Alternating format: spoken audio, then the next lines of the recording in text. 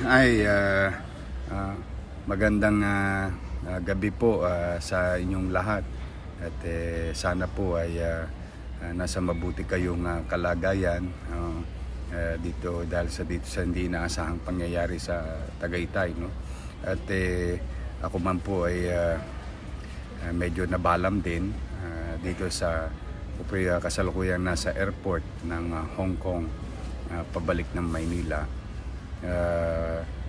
Bago pa man, nais kong ipahayag sa inyong lahat na if you have some friends who are waiting for the information or update for tomorrow's classes, no?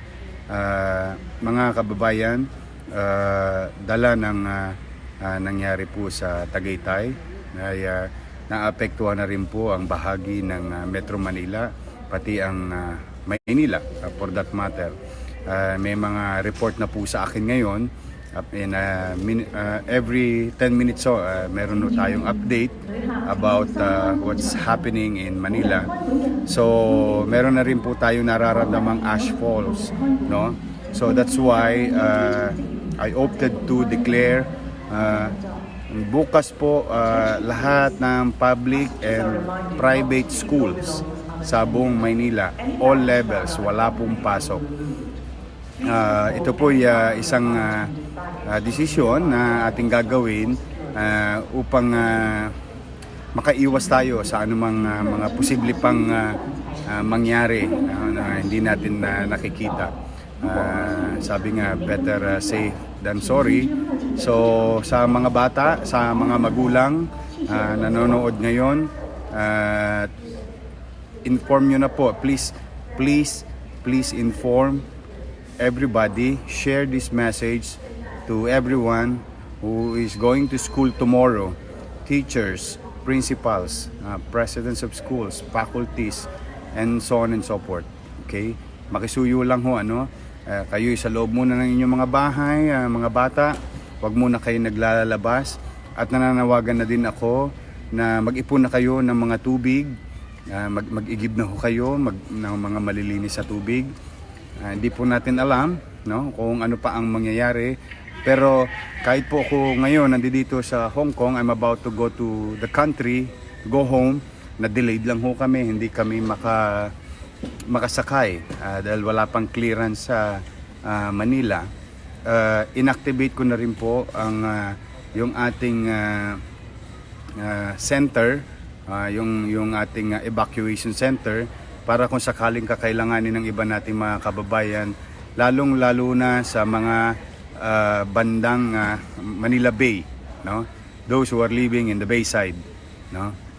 Pinare-ready na po natin. A few minutes ago, I asked Chief of Staff Cesar Chavez to activate our evacuation center. Inactivate rin po ang MDRRMO. Nagpadala po tayo ng konting tulong sa mga kababayan natin dyan sa Cavite at Santa Rosa, Laguna, going to Tagaytay. Nagpadala po tayo ng 2 team para makatulong. Lalo na yung may mga kailangan ng tubig para i-wash out, no? Mga bumbero. So tinatawagan ko rin lahat, if given a chance, kung kaya ninyo, no? I think from the messages that I've been receiving, kailangan ng tubig, no?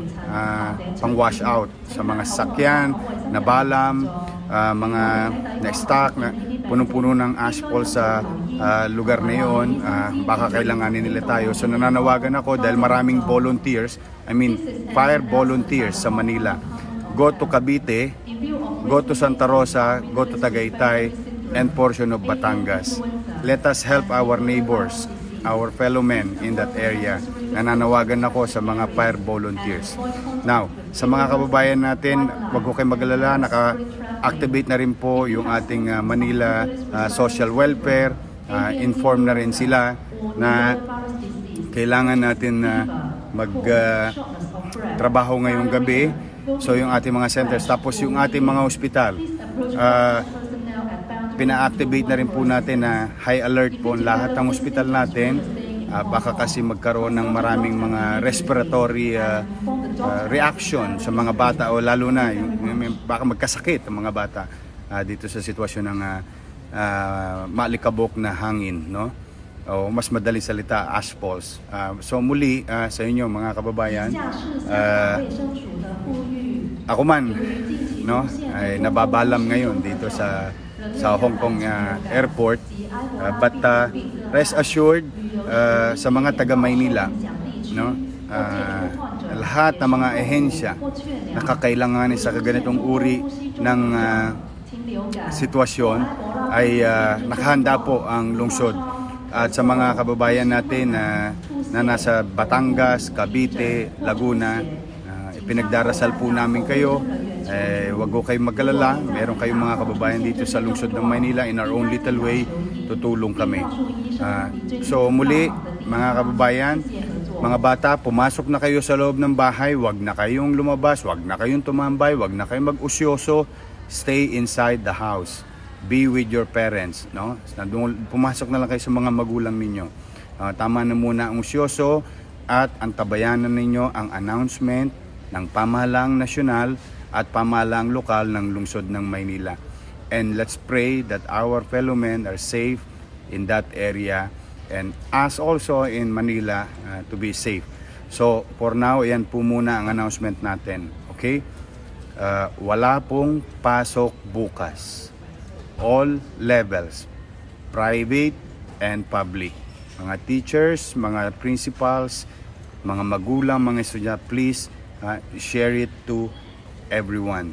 Okay? Stay calm.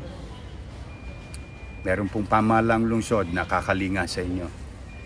Basta po, ang panawagan muna namin, mag-ipon kayo ng tubig, o mag-charge na kayo na mag-charge ng mga baterya ng cellphone ninyo, o ng mga flashlights ninyo, and so on and so forth.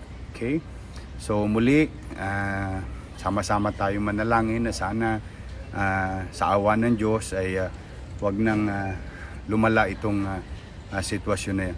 Pagka-landing ko po, may hopefully, may awa ng Diyos matuloy ang flight namin. I'll be in City Hall as soon as possible. But for now, don't worry.